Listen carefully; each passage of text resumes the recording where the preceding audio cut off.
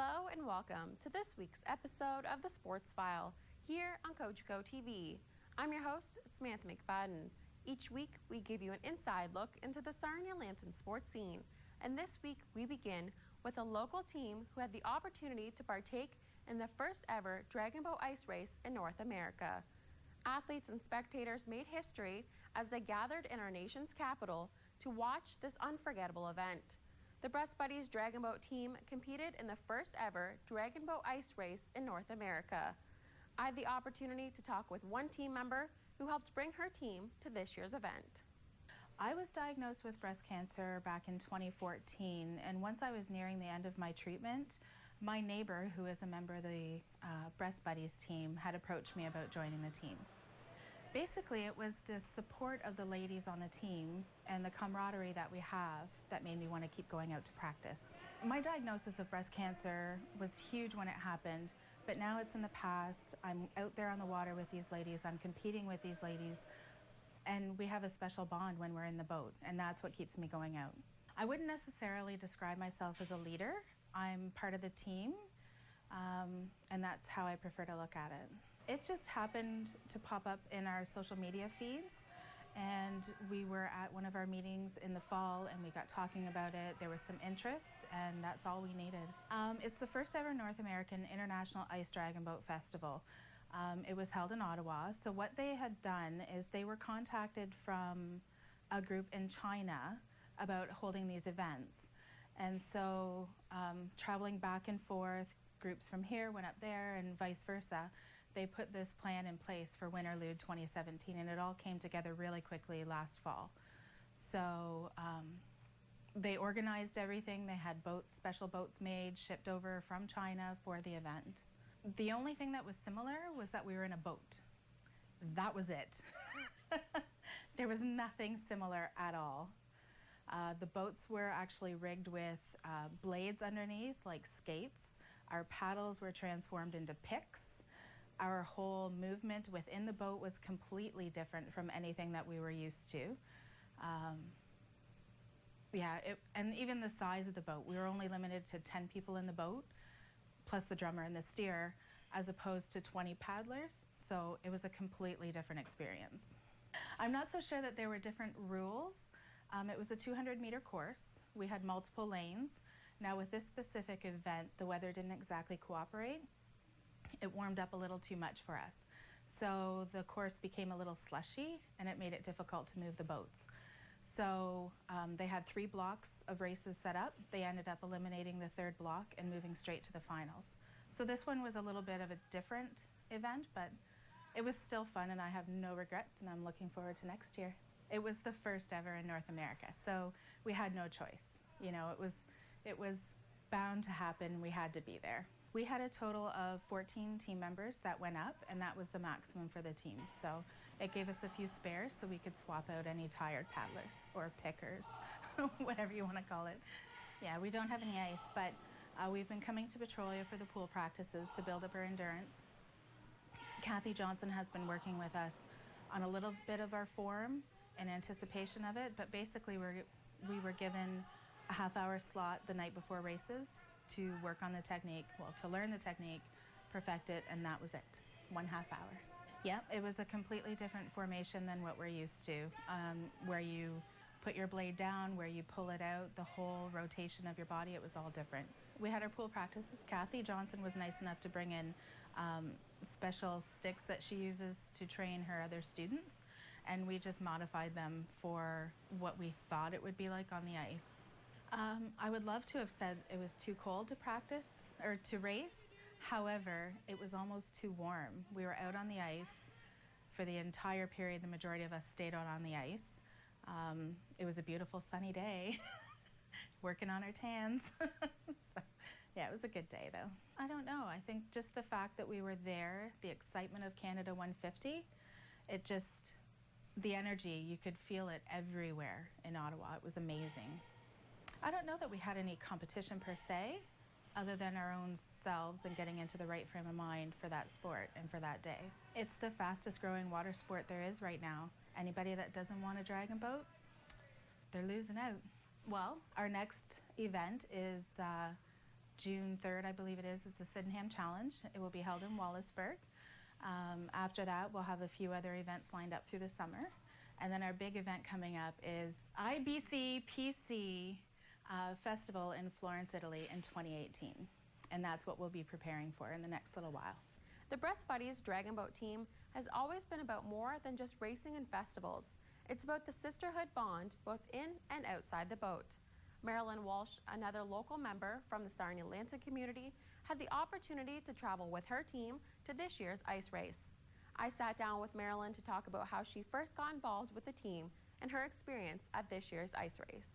When I got breast cancer in 2005, I came back to work and one of the girls there was already on the team, and she approached me and she approached me and she approached me.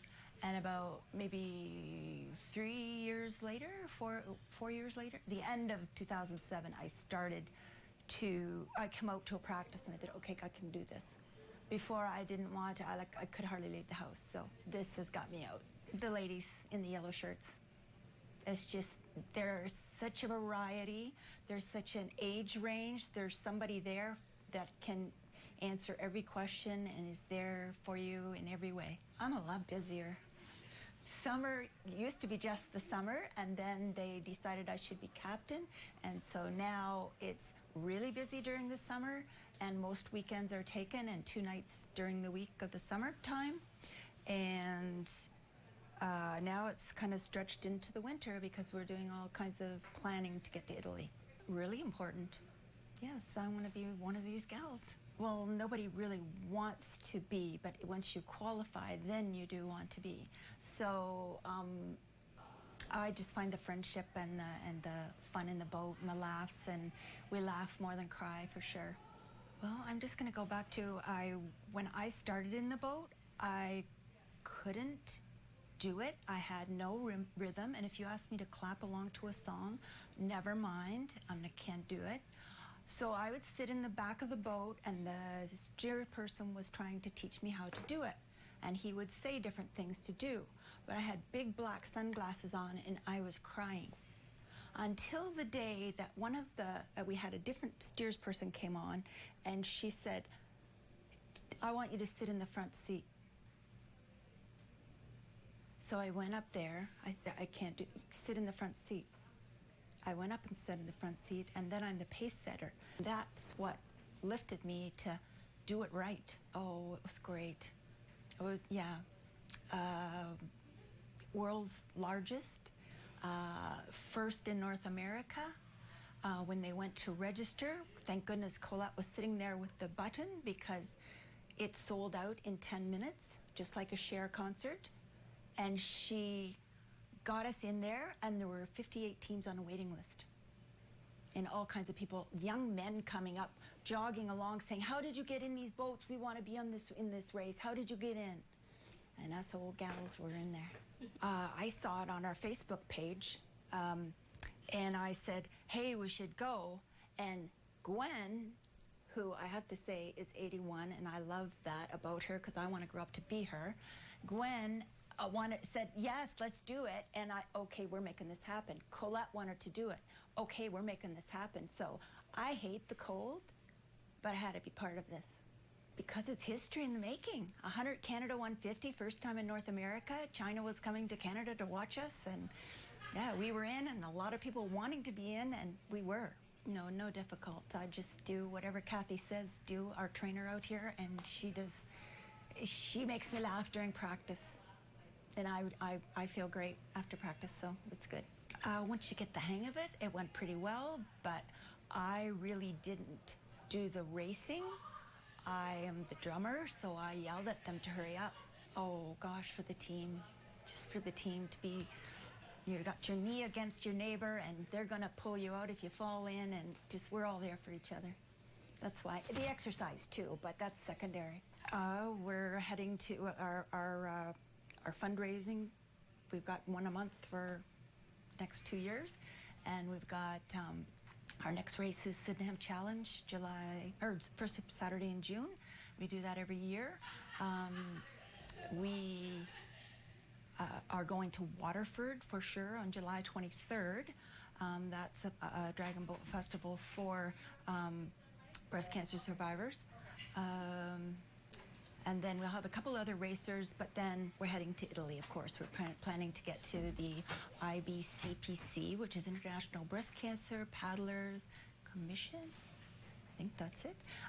For 2018, they'll be celebrating in Florence, Italy, and so we want to take the team there. We went to the 2014 and the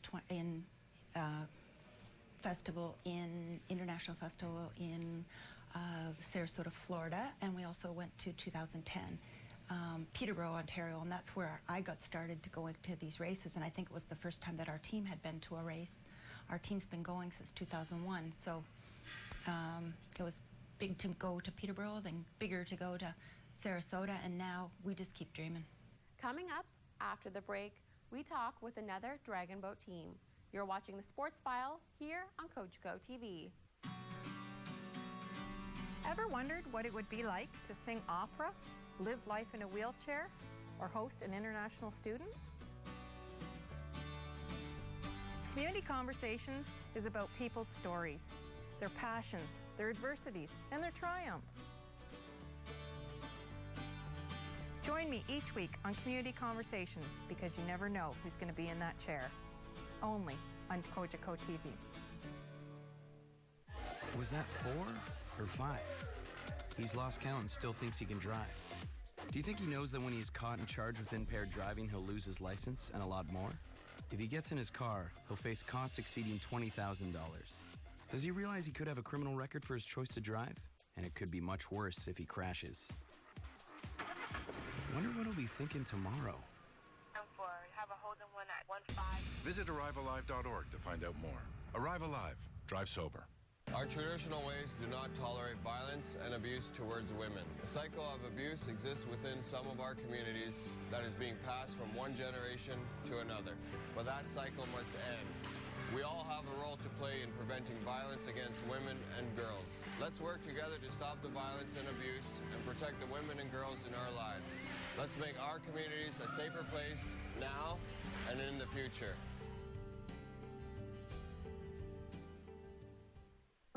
I actually thought, this is it. I'm going to die in this collision. I thought that I wasn't going to come out of that car. OPP members stop vehicles on highways across Ontario every day, yet drivers passing emergency vehicles often don't move over or slow down. There's absolutely no reason that a police officer, an ambulance worker, or a firefighter has to lose his life because people won't take that extra 2 seconds to move over into the next lane. Absolutely no reason. The Raging Dragons first got started after a local canoe group wanted to expand their club. The Dragons compete in several events from May to September, as well as stay active during the off-season with other activities. I met up with the one local member from the Sarnia-Lambton community to talk about how the club first got started and what the team is hoping to accomplish during this upcoming season. So the Raging Dragons began many years ago, originally as the Chatham Canoe Club. The Dragons are still associated with the Canoe Club. They're sort of our founding club that we belong to. They started as marathon paddlers, some kayakers, and through the years, the group, as it changes, people come and go, they decided that dragon boating would be sort of the event that they wanted to get into.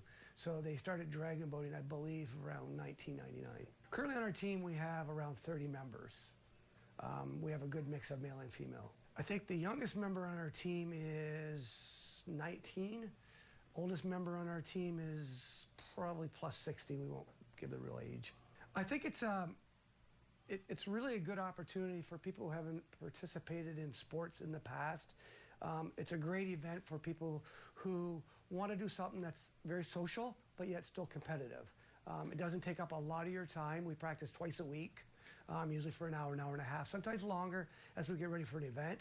But it gives you an opportunity to mingle with others. A lot of our team has couples, husbands and wife, that participate together. It's not a lot of sports where a husband and wife can participate and be as equally effective in the boat because your size does not matter. It's about how much water you pull based on your own body weight. It's actually interesting. One of the Breast Buddy members, I have a group of runners that we run on Monday nights. We've been running for probably 7 years. I taught a Learn to Run program at the Y, and then after the program was over, another one wanted to keep training with me.